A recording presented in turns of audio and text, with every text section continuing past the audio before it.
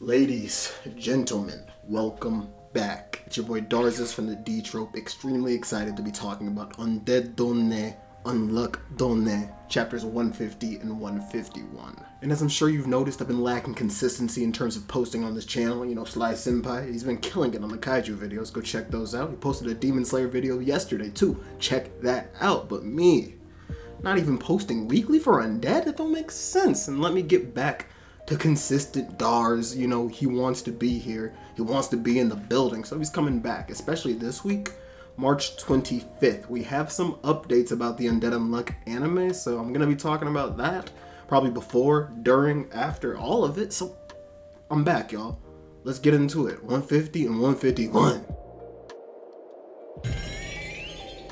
And please, my good sirs, my good ladies, if you could, like this video, leave a comment if you could, and subscribe as well. I'll leave timestamps in the video if you just want to hear about chapter 151, but we're going to start with 150. Titled No More War, chapter 150 picks up where Creed is finally waking up from that Tetsu Zonko he took from Fuuko back in 149. And as we see, they're getting carpet bombed by, as we come to learn, Creed and Billy's own countries. This chapter was really interesting, and in my last video I was talking a lot about how I was just feeling some negative thoughts with this entire war situation that we're currently stuck in. How, personally, I'm not a big fan of war, so just seeing people kind of shooting it out in trench warfare, blasting miniguns, yada yada yada, wasn't really my cup of tea. However, this is why you can't be an anime fan, a weeboo, a wacko, because sometimes you just gotta be patient.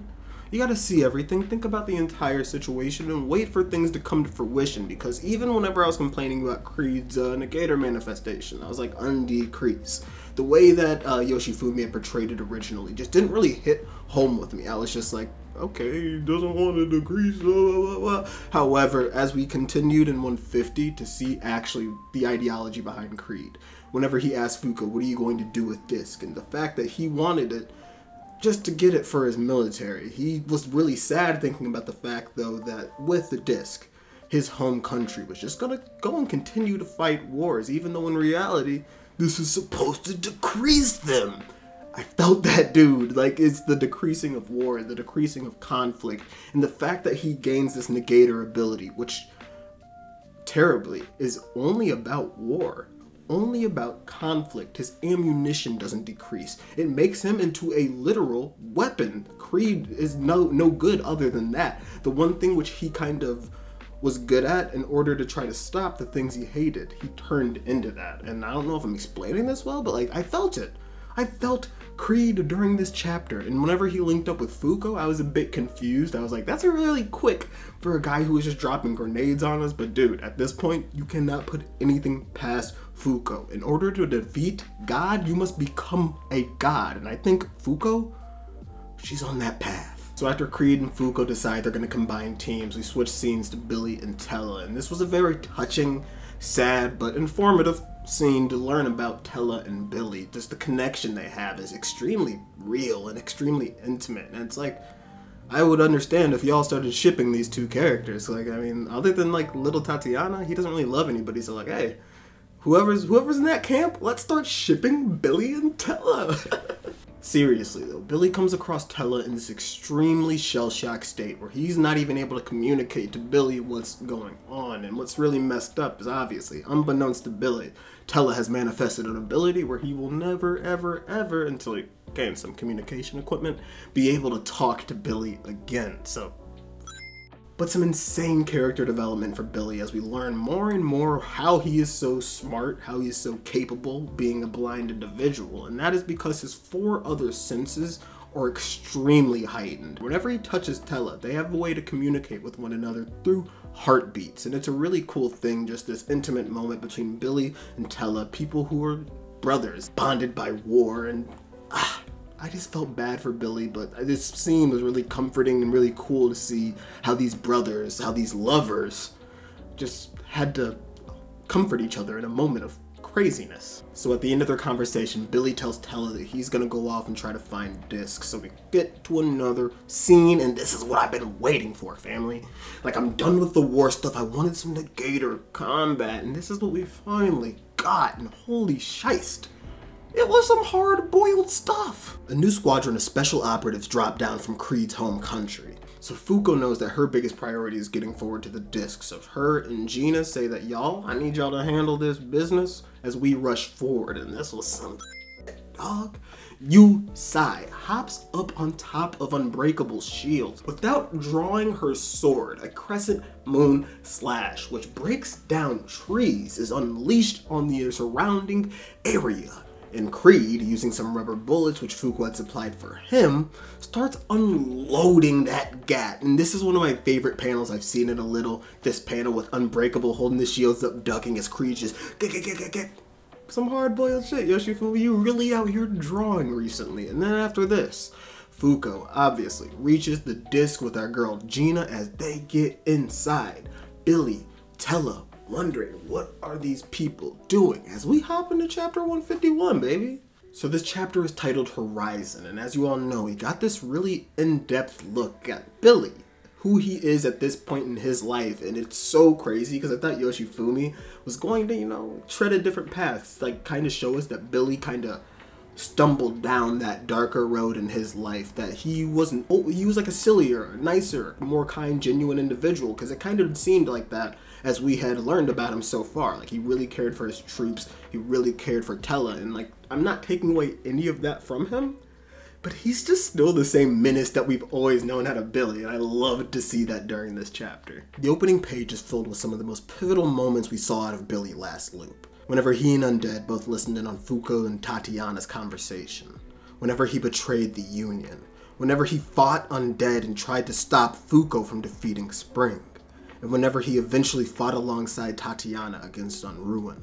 And I think this was a perfect way to start this chapter off, because it really shows, like, Billy, he's a very nuanced individual. Like, this gray area which he treads just for his entire life is a really interesting thing. Like, he's a parallel to Undead. Undead is this dude who treads a path which is like damn near dangerous. He will do anything in his right in order to accomplish his task of not only sneaking himself, but saving Fuuko, protecting her. And that's the same exact thing that Billy has always done. He's always wanted to protect Tatiana, however, he wants to protect her through accruing the most strength you could possibly imagine. And obviously we talk about that during this chapter, but dude, just a really beautiful opening for all this.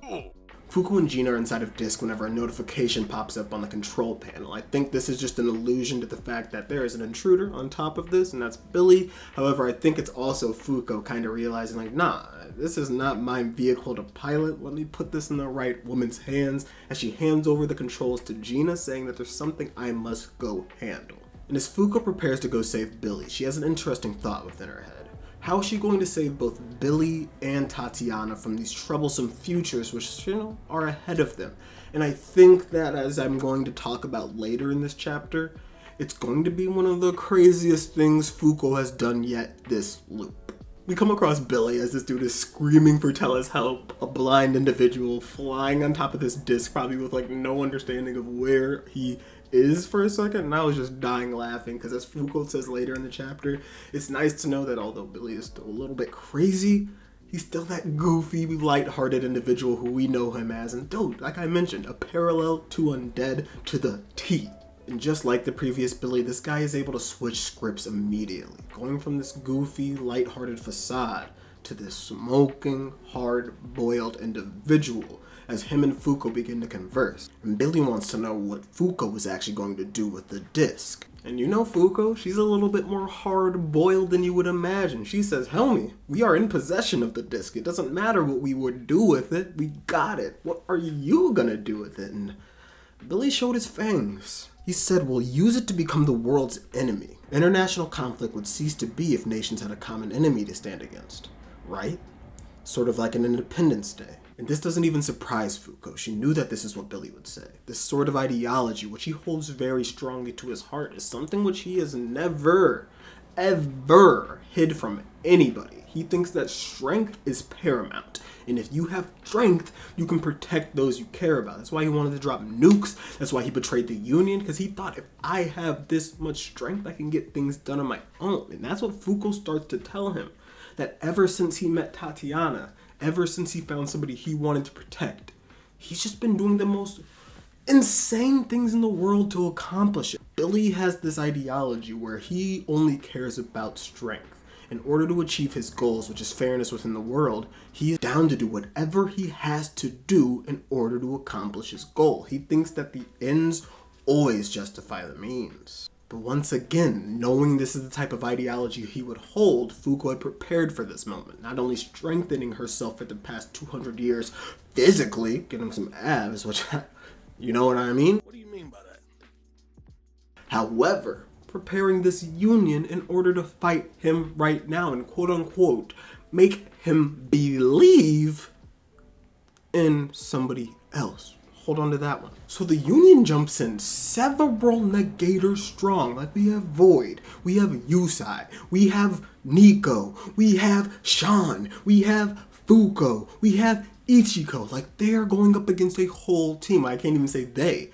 Billy is going up against a whole team alone. And hey, let me give him the golf clap because Billy truly soloed the Union right here. Void punches Billy in the face, and although he connects, Billy is able to dismantle Void's arm gauntlet with 6 shots. Yusai jumps in, rendering Billy unable to draw his weapon, and although he can't get it out of its holster, he gets it up just quick enough to parry a blow from Yusai's sword. And sneaking up invisibly, Sean thinks he has a good shot on Billy, but what he doesn't know is that this guy has danger sense. Seeing with his ears, Billy just hits that dude in the face with his elbow, and I was just dying. Like, Billy is really holding his own against the entire Union. It's only through a little bit of a kind of a cheap method that they even get a good blow in on this guy. We see in the background, Ichiko and Nico with the psychopods have used them to create a little trampoline, which Fuuko launches herself off of in order to shoot down with a gun. And yo, mid-editing Darzus here, just had to show y'all something. The boys just showed me something on Discord, and join our Discord if you're not in our Discord. However, the kanji for Tella's name may actually allude to what Fuuko meant whenever he said he was expanding upon his own ability. And I'm not going to read all these off, but look at that. Very interesting how it could truly mean that he could just stop anything, because it's not part of the kanji. Literally expanding your understanding of it. Crazy. I think that's what Fuuko had meant by he had changed his understanding of what Untella is. However, you know, that's the point we're at now. Fuuko had kind of shown off, I'm a hard-boiled individual, and Billy had understood. You're a hard-boiled individual, but like, how can we get on one team? Although Billy completely believes everything that Fuuko is telling them, and once again, believes? He's gonna have to force Billy to join the Union. So Fuuko and Billy, you know, they come to an agreement. Why don't we have a duel? I gotta put the sound effect in. That shit's gonna go hard, y'all. It's gonna go hard. However, they're gonna have a duel. And this is not even a fair duel. Fuuko only has to hit him anywhere within his body. And he has to shoot her through the ear. But, you know, Billy, he's a sharpshooter. The dude could ricochet bullets off of anything. Nonetheless, we're at the end of the chapter. Fuuko and Billy are about to duel. We were talking, you know, theorizing. What's going to happen next chapter? And I think, interestingly enough, we've seen Fuuko kind of lose battles recently. She lost to Void purposefully, but like also she would have got her ass kicked by Void in a regular fight no matter what. But she lost to Void purposely just in order to kind of make him happy. Let him do that as he leaves the boxing world. So we know that Fuuko is the type of individual to, you know, make people happy as they are leaving their world, their reality behind. I don't think that's going to happen here though. As Billy mentioned, you have to force him to join. And if you don't force him to join, Billy's going to leave and get unfair. And I do think that is a route that we could go down, but I don't think it's what we're going to stumble down. Because we have to save not only Billy, but Tatiana. And to save Tatiana, Billy must join the Union. Has to. And I don't think he's going to join and get unfair just in that same way. I think, truly, unbelievable, the play on Billy's name is finally going to come true. And he's finally going to manifest that ability. Billy having this sort of ego death of realizing that strength is not the only thing you need to protect people, especially if you are not the strongest.